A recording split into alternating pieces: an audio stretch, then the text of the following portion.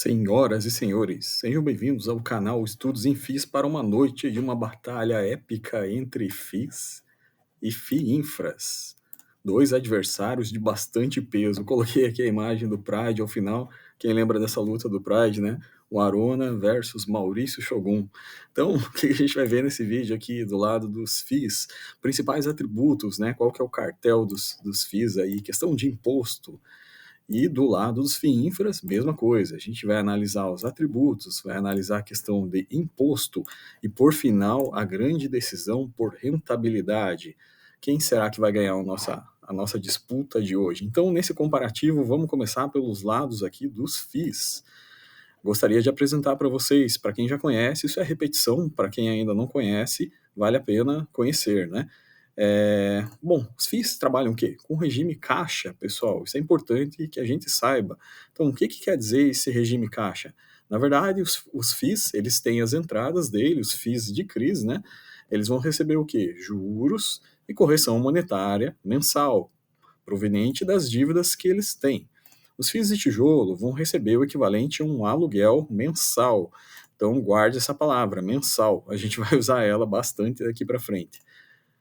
Veja, esses ativos, ou seja, CRIs e imóveis, são ativos com menor liquidez no mercado secundário, não são ativos de extrema liquidez. É difícil você vender um imóvel, né? Um imóvel não é algo totalmente líquido, né? Com um mercado gigantesco que está buscando isso constantemente. Mesma coisa para CRIs, existem mercados muito maiores do que esses, né? No caso desses ativos aqui, eles são os ativos, a marcação dos CRIs, né? Eles são marcados na curva. A gente vai ver isso com bastante detalhe, né? E como é que funciona a reavaliação deles? O tijolo, ele vai ter uma reavaliação anual. Então, o CRI é marcado na curva e o tijolo, eles têm um relatório de terceiros, né, de uma reavaliação anual dos imóveis, beleza? Então, como é que isso funciona na DRE do fundo? Aqui eu peguei um exemplo, tá, de como é que é as entradas e saídas DRE. Então, o que, que o fundo tem de receitas? Como a gente viu aqui, juros, correção monetária. Ele pode trabalhar também com vendas de imóveis ou vendas de CRI, fazendo algum tipo de lucro, né? Ele pode ter dividendos, se ele tem um pouco de fundos imobiliários dentro da constituição dele. E ele pode fazer trades também buscando receitas. Então, basicamente, as receitas são essas, né? Receitas recorrentes mensais, e ele pode fazer essas receitas spot também, não recorrentes. Bom, quais são as despesas? As taxas em geral, receitas comuns, né? Taxa de CVM, administração, gestão, dentre outras, né? Então, como é que é o resultado? O resultado dos FIIs, ele é da seguinte maneira: o FII ele necessita distribuir 95% do lucro caixa de forma semestral. Então, perceba, guarde esse ponto porque isso é bastante importante. Como é que funciona isso? A lei dos FIIs, que é a 8.668, determina a distribuição de no mínimo 95% do lucro caixa semestral, queira ou não queira. Ele precisa distribuir isso, ok? Então, vamos lá. Os fundos imobiliários, né, eles podem investir diretamente, como a gente viu, em ativos de renda fixa com lastro imobiliário, que são os CRIs, né, em cotas de outros FIIs, né, ou em aluguéis, que vai gerar um fluxo mensal de recebimentos, né, no caso dos imóveis e dos CRIs. Então, esses ativos aqui que a gente está falando, eles possuem uma liquidez mais restrita, né? O fato dos ativos serem menos líquidos está refletido na marcação de preços das carteiras dos fundos imobiliários, ou seja, o imóvel, como a gente viu, é avaliado anualmente, né? E os CRIs são marcados na curva, ou seja, o valor é ajustado pela sua rentabilidade desde o momento da compra. Percebam, ó, isso é importante, que em nenhum desses casos estamos falando de preços de negociação dos ativos, como acontece em ações, por exemplo. Ok? Então, em resumo, a gente conclui que os FIIs investem em ativos que, em geral, propiciam receitas mensais, porém com menor liquidez, são ativos de menor liquidez, imóveis e CRIs. Logo, a utilização de regime de caixa para contabilizar seu lucro se mostra a mais adequada. Então, aqui, esse é o ponto central. Isso aqui, eu acredito que é bem claro para todo mundo, é até um pouco de repetição a gente falar isso aí, né? Porque a maioria das pessoas no mercado já está bastante acostumada, né, com essas regras de regime caixa e com a forma de que trabalham os fundos imobiliários, né? Esse mercado é bastante difundido. Quando a gente vai aqui para o lado dos FIINFRAs, né, ainda eu percebo que a informação não está totalmente clara ou disseminada, ainda existem muitas dúvidas, né, com relação aos FIINFRAs. Então perceba, vamos para o cartel aqui do Maurício Shogun, do lado dos FIINFRAs, né? Então o FIINFRA trabalha totalmente diferente. Primeiro, FIINFRA trabalha por regime competência, não é regime caixa, né? Ah, e o que é esse regime competência, então, Jefferson? Então, vou explicar aqui para vocês vão entender com bastante detalhe. Então, primeiro, os FIINFRAs, eles trabalham com debentures, são produtos, títulos de renda fixa, basicamente.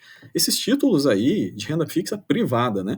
Esses títulos aí, eles pagam basicamente os juros semestrais. Esse juros pode ser anual também. Então, aqui perceba que já uma grande pergunta, não tem geração mensal, né? Esse é o X da questão. A geração desses fundos, ela é semestral ou anual. Então, esse é o ponto central, né? Alguns fundos decidem, logicamente, por distribuir de forma mensal, para que isso torne um produto mais atrativo para os cotistas, né? A maioria dos fundos já está com essa sistemática hoje, no início não era assim, né? Mas, basicamente, o que fala, o que os fundos recebem é semestral. Então, como é que o fundo trabalha com isso, né? O fundo trabalha, basicamente, com ativos de alta liquidez. Debentures é um ativo qual o mercado tem alto apetite. Então, esses ativos têm alta liquidez. É muito mais fácil você negociar, por exemplo, uma debenture do que você negociar um imóvel ou até um CRI, propriamente dito. Então, veja, é bem diferente de fundo imobiliário. Já a carteira dele, eu vou explicar os motivos, ela é marcada a mercado, né? É o conhecido MTM, Market to Market. Então, a carteira é marcada a mercado, ok? Como é que funciona a DRE deles? Primeiro, as receitas são bem diferentes do fundo que a gente viu lá, que é mensal, né? Fundo imobiliário. Então, essa receita aqui, ela depende do carrego das debentures, que a debenture pode ser carregada até o vencimento, e ela vai lá pagando ao fundo juros semestrais ou anuais. Por exemplo, em uma debenture de 4 anos ou 5 anos, ela só vai ter o recebimento do montante total ao final da duration dela, ou seja, no quarto, ou no quinto, ou no sexto ano, e por aí vai. Então, o fundo recebe receitas que entram em caixa desta maneira, ok? E aí vocês me perguntam, mas como é que ele paga mensal, né? A gente vai chegar nesse detalhe. Então, além disso, né, além do carrego das debentures, tem a questão da marcação ao mercado, que já vimos, e o fundo pode trabalhar com outras ferramentas de gestão ativa. A gente já viu no primeiro vídeo nosso sobre FIINFRAs, eu mostrei várias maneiras de gestão ativa, né? Compressão de spread, enfim, diversos N maneiras de fazer alguns ganhos adicionais no decorrer do período, né? Enquanto esse fundo faz o carrego das debentures.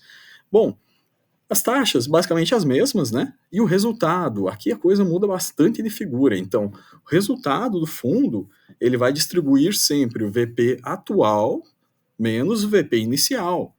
Então, por exemplo, se o VP dele se ele está abaixo do VP inicial dele, ou abaixo do patrimonial, que a gente fala, né? Simplesmente o fundo não o distribui. A lógica é essa, né? Para todos os FIINFRAs, né? Porque, aliás, se o fundo estivesse distribuindo, ele estaria deteriorando o patrimônio do fundo. Era o mesmo que ele pegar uma debenture, né? E vender essa debenture por um preço muito mais baixo do que ele comprou apenas para distribuir um rendimento para o cotista. Então, isso não faz sentido. E, aliás, ele não tem obrigatoriedade nenhuma de distribuir os 95%. Né? Então, a regra, a lei 12.431, é muito clara com relação a esses fundos aqui. E por isso eles trabalham. Eles recebem de forma semestral, né? E eles trabalham por regime de competência, ou seja, ele não tem a obrigatoriedade de distribuir os 95%. Então é muito importante, quando a gente investe esses fundos, que a gente leia o regulamento do fundo para ver qual que é a expectativa. Normalmente esses fundos trabalham com expectativas de distribuição, né? Ou seja, tem alguns fundos que colocam lá que eles vão buscar fazerem distribuições mensais, né? Outros fundos, logicamente, o fundo cita também claramente que ele não fará distribuições abaixo do VP, né? A maioria dos fundos fala isso no regulamento, nos relatórios, vocês conseguem encontrar, né? Ou seja, o fundo, via de regra, não pode distribuir o que ele não tem, né? Então, esse fundo trabalha com uma projeção do que ele vai receber de juros. Essa projeção pode ser afetada por marcação ao mercado, pelo juro real, basicamente, pelas NTNBs, pelo valor dos títulos no decorrer do caminho. Então, às vezes, o fundo coloca um guidance e no meio do caminho ele é afetado por marcação ao mercado, que é um fator exógeno. Então, a gente vai ver isso aqui claramente, né, no descritivo aqui que eu preparei para a gente ler juntos. Então, beleza, esses fundos trabalham com debêntures incentivadas, o regime, portanto, é de competência, os ativos são líquidos, né? A debênture ela tem uma procura bastante elevada, uma liquidez muito elevada comparável a imóvel e CRI, ou seja, tem muito comprador e vendedor no secundário para isso, né? Seus preços são marcados a mercado. Marcado a mercado é o processo realizado diariamente pelos administradores que considera a variação taxa de juros, risco de crédito, condições de oferta e demanda de mercado. Então, esses fatores influenciam no preço dos títulos. Os juros recebem semestrais ou anuais, como a gente já viu aqui. Isso decorre da natureza dos projetos, que são projetos de longa duração e são financiados com fluxo de caixa dessa maneira, semestral e anual. Diante disso, né, ele é bem diferente de um imóvel, um CRI, que gera receitas mensais. Ele é totalmente diferente. Então, ele trabalha com um mecanismo de VP no seu balanço contábil, né? Ou seja, somente distribui se estiver acima do VP, como a gente viu aqui. Se estiver, mesmo que o fundo esteja saudável, né, com uma carteira saudável, mas o fundo está com resultado negativo no patrimonial, ele não pode distribuir, né? Ele não pode distribuir o que ele não tem, basicamente. Então, ele é afetado basicamente, né, por exemplo, quando a gente tem uma percepção de piora de risco pelos investidores, que é o que está acontecendo no cenário recente no Brasil, né, uma aversão ao risco, uma percepção de maior risco, isso se reflete em marcação negativa nas carteiras de debêntures. Isso é um fator exógeno que altera distribuições do fundo. Então, dito isso, essas são as particularidades de cada DRE de forma de distribuir. Imposto de renda, né, quando a gente vai para os FIIs, é isento de dividendos, né, por enquanto, né, o governo, nosso governo é fantástico, espetacular, né, está ávido por taxações, né, então, por enquanto, está isento, até quanto? Não sabemos, né, mas já tem lá a mordidinha do governo aqui sobre os 20% de ganho de capital, ou seja, aqui a gente já está perdendo dinheiro, né, pessoal? Já quando a gente vai para o lado dos FIINFRAs, por serem produtos incentivados, né, eles são isentos nos proventos, protegidos pela Lei 12.431. A gente acredita que essa lei é mais difícil de quebrar ela, né, porque quebraria toda a cadeia do infra, que é estrutural a sociedade, né, e, mais importante, tem zero imposto sobre ganho de capital. Então é um produto que basicamente você fica com o ganho integral dele.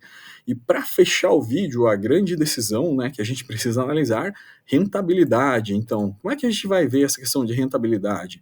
Como é que ficou os FIIs aqui, o Ricardo Arona, ou o FIINFRA, o Maurício Shogun, né? No final de tudo, como que foi a decisão? Qual foi a decisão?